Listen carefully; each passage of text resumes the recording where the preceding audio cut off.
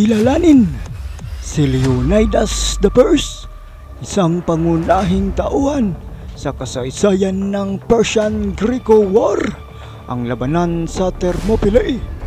Si Leonidas ay ipinanganak noong 540 bago si Kristo.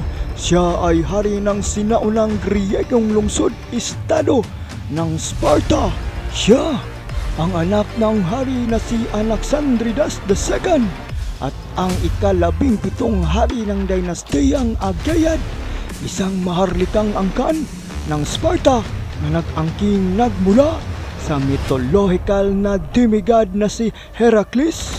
Umakyat si Leonidas sa trono noong 489 bago si Kristo.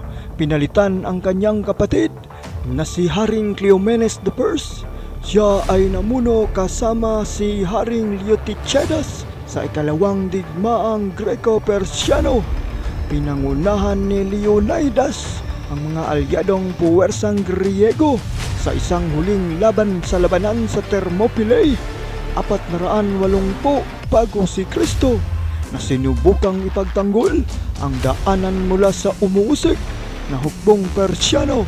Pumasok si Leonidas sa alamat bilang isang bayani at pinuno ng 300 Spartans na namatay sa labanan sa Thermopylae.